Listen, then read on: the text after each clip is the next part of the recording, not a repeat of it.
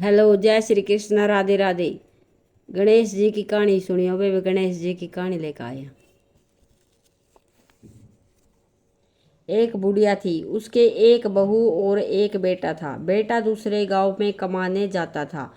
उसके जाने के बाद बुढ़िया बहू को बहुत दुख देती थी।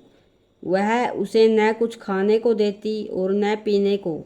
अब बहू क्या करती, थोड़ा कलेवा पड़ा रहता उसे खा लेती, थोड़ा गिरा देती। सासू पूछती तो चूहे का नाम लगा देती।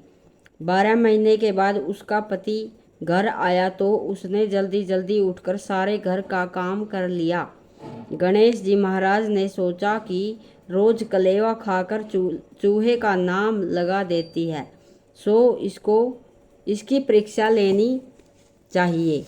बहू हर रोज अपनी कोठरी का दरवाज़ा बंद कर देती और अपनी साड़ी खोलकर खूंटी पर टांग देती। एक दिन गणेश जी ने चूहों को आज्ञा दे दी कि इसकी साड़ी को बिल में ले जाओ।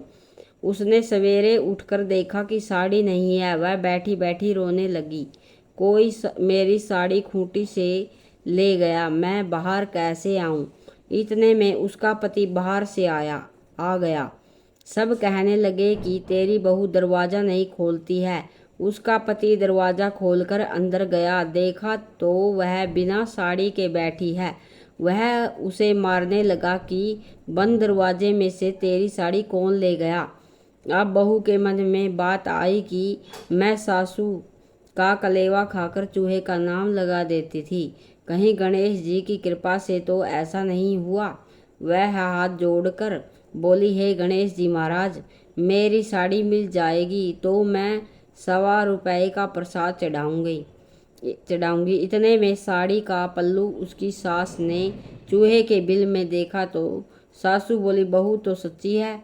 बहू बोली, मेरी करनी मेरे आगे आ गई।